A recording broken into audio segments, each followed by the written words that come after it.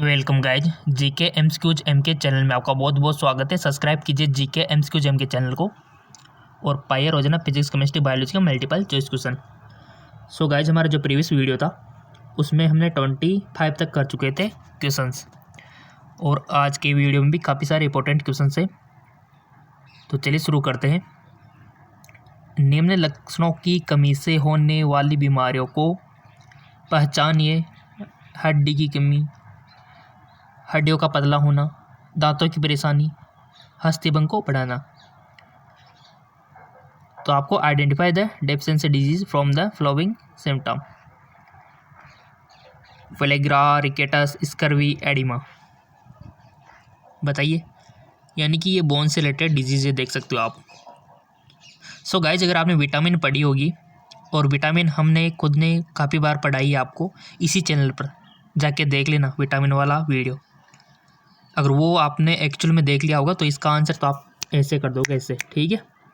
तो कर दिया होगा आपने इसका आंसर। तो लेट मी चेक, इसका राइट ऑप्शन है रिकेटस। विटामिन डी की कमी से होता है, जो कि हड्डियों से रिलेटेड है, ठीक है। और विटामिनों को केमिकल नेम आपको याद रखने, रासायनिक नाम और उनकी कमी से होने वाले रोग और उनके स्रोत, ठीक है। चलो आगे वीडियो देख लेना, हमारे चैनल पर है, चैनल पे जाके देख लेना। क्वेश्चन बन सकता है विटामिन से, काफ़ी सारे क्वेश्चन बनते हैं वहाँ से। रक्त अल्पता को कम करने वाला मुख्य स्रोत है। To prevent anaemia commonly use for source. गुड़, हरे पत्ते की सब्जियां, नट, उपयोग सभी। कौन कर सकता है गाइज कम? ये तो सिंपल सी बात है, बचपन से सुनते आ रहे कि हरी भरी सब्जी खाओ, खून बढ़ाओ, तो आ गया होगा आपको। उपयोग सभी, यानी कि हरी पत्ती वाली सब्जियों भी ठीक है, गुड़ भी ठीक है, नट भी ठीक है, बट हरी सब्जियों में क्या है, आयरन ज़्यादा होता है, जो कि रक्त को बढ़ाने में मदद करता है। जी हाँ, बिल्कुल। पालक हो गया, मेथी हो गई, ठीक है। तो ये रक्त अल्पता को कम करने वाले, यानी कि एनीमिया को कम करने वाले। तो हर एक तो ये तो है सही, गुड़ भी ठीक है, नट भी ठीक है, तो यहाँ पर उपयोग से भी करना ठीक है, ठीक है। बट गाइज, अगर क्वेश्चन में कुछ यहाँ पर अलग दे दिया जाए तो आपको हरी पत्तियाँ करनी है, क्योंकि हरी पत्तियों में आयरन होता है। चले,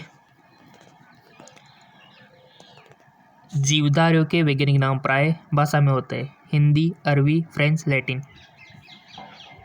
राइट ऑप्शन लैटिन। लैटिन भाषा में होते हैं गाइज। अगला क्वेश्चन थोड़ा लॉन्ग है बट इजी है। निम्नलिखित में से कौन सा सही तथा जीवधारियों में वैशिष्ट्यपूर्ण स्तर है? परमाणु, आणविक, ऊतक। देखो, सारे को अच्छे से समझ के आंसर देना है आपको।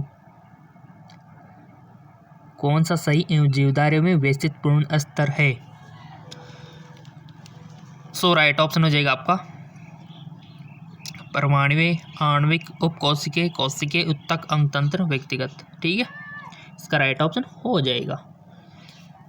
अगला क्वेश्चन, आम का सही वैज्ञानिक नाम चुनना है आपको। Select the correct biological name of mango. Mangifera indica, Mangifera, देखो यहाँ पर जो दिया हुआ है मेजिफेरा इंडिका, सही नाम चुनना है आपको। अब आप बोले सर, तो दिखने में तो एक जैसा ही है बट कुछ ना कुछ अंतर है इनमें। देखो, काफ़ी सारा अंतर आपको देखने को मिल जाएगा। कहीं पर स्मॉल लेटर, कहीं पर कैपिटल लेटर, कहीं पर तिरछे दिख रहे होंगे आपको, ठीक है। तो बहुत डिफरेंस इन चारों में एक दूसरे से भिन्न है, ठीक है।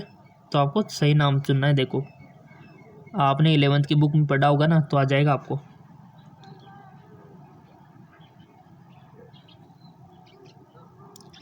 सो राइट ऑप्शन हो जाएगा आपका मेजिफेरा इंडिका, ठीक है। मेजिफेरा इंडिका इसका राइट ऑप्शन हो जाएगा। चलो, कौन सा वाला जाएगा आप यहाँ पर देख सकते हो, स्मॉल लेटर में होना चाहिए। नेक्स्ट, अगला क्वेश्चन, सभी जगत में से केवल एक वर्णक प्रकृति में होता है। वंश, वर्ग, कुल, जातियां। राइट ऑप्शन जातियां।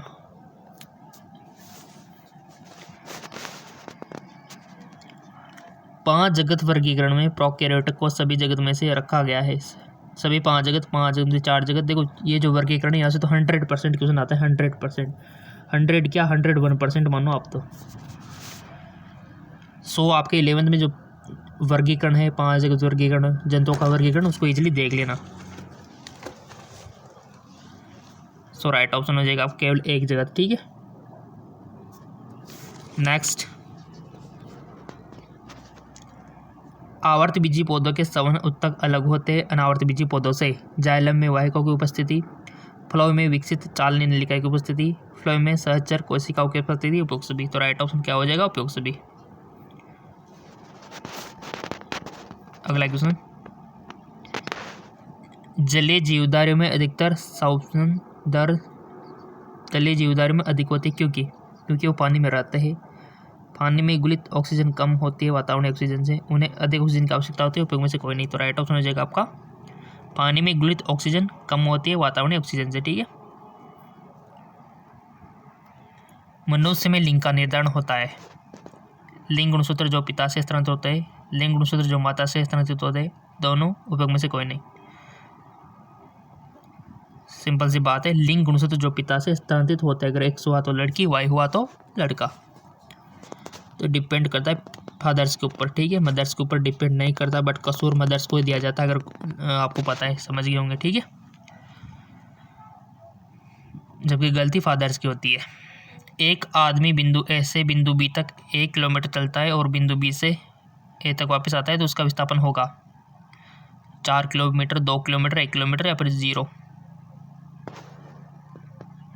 राइट ऑप्शन 0, क्योंकि वापस जहाँ से स्टार्टिंग पॉइंट है वो इसका एंड पॉइंट है। कार का पथमापी क्या मापता है? The odometer of car measure करता है गाइस, ओडोमीटर स्पीड को, डिस्टेंस को, एक्सेलरेशन को या फिर वेलोसिटी को। सो गाइस वो मेजर करता है डिस्टेंस को, ये बात याद रखना, ओडोमीटर क्या मेजर करता है। और कौन से मीटर क्या मेजर करता है, ये तो बहुत इंपॉर्टेंट है। एमीटर हो गया, वोल्ट मीटर हो गया, आपका गैलोमीटर हो गया, ऑडोमीटर हो गया, ठीक है, सीसोमीटर हो गया, कप्सर मीटर है, याद रख लेना इन चीज़ों को। त्वरण की ऐसा इकाई है, द ऐसा यूनिट ऑफ एक्सेलरेशन, मीटर पर second square, centimetre by second, centimetre second square. तो राइट ऑप्शन क्या हो जाएगा? Metre second square. नेक्स्ट, अगला क्वेश्चन है, एक 20 मीटर व्यास वाले वृत्त में घूमते हुए 4 चक्कर पूरा करने में कोई वस्तु कितनी दूरी तय करेगी? 40 मीटर, 80 मीटर, 85 मीटर या फिर 0। एक 20 मीटर व्यास, देखो न्यूमेरिकल है थोड़ा सा, तो राइट ऑप्शन हो जाएगा 85 मीटर, ठीक है।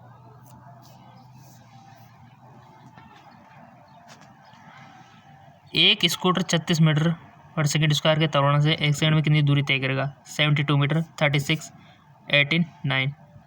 Right option 18 metre.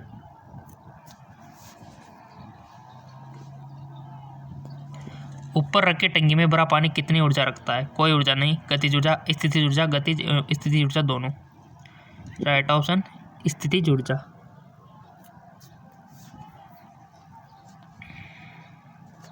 ऊर्जा की व्यावसायिक इकाई में से कौन सी है? जूल, वॉट, किलोवाट, किलोवाट घंटा। किलोवाट घंटा। नेक्स्ट, एक कुली 5 किलोग्राम का ट्रक अपने सिर पर लेकर रेलवे प्लेटफॉर्म पर खड़ा है, उसके द्वारा किया गया कार्य होगा। कोई भी वस्तु है 5 किलोग्राम की जो अपने सिर पर लेकर प्लेटफॉर्म पर खड़ा है, तो उसके द्वारा किया गया कार्य होगा धनात्मक, ऋणात्मक, शून्य या फिर अपरिभाषित। सो गाइस जो होगा उसका 0 लेके खड़ा है, क्योंकि कोई विस्थापन वहाँ पर नहीं हुआ है।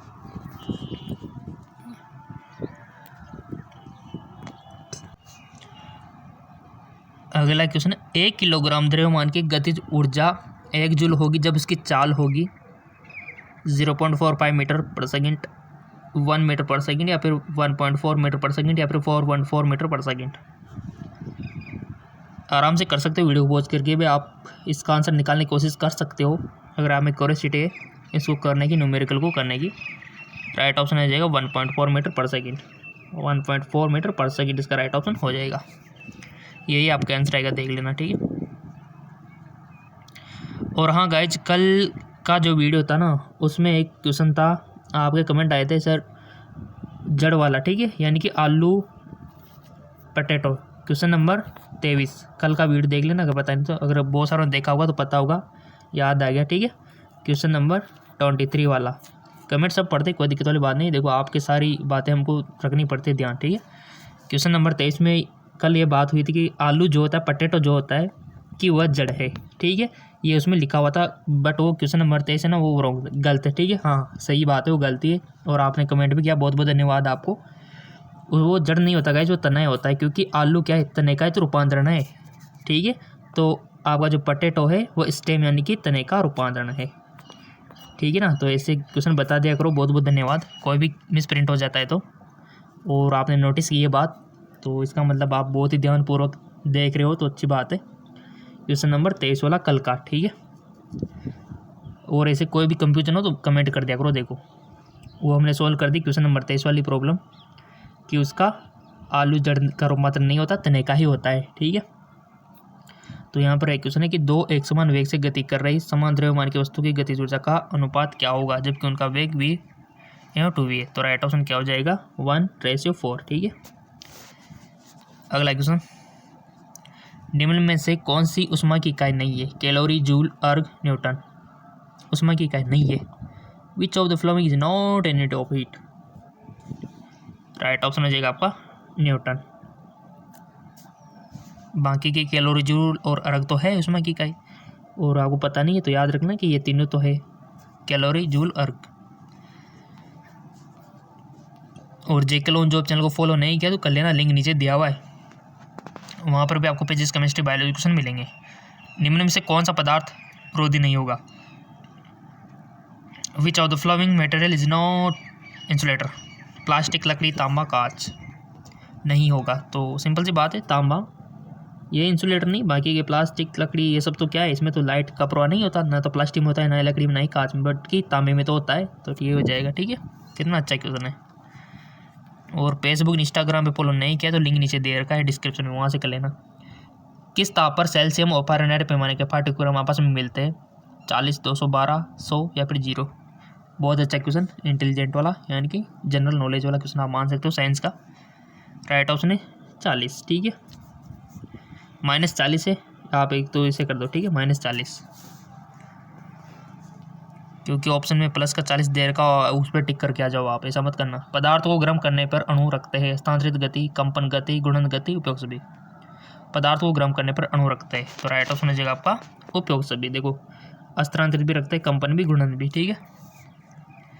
अगला क्वेश्चन,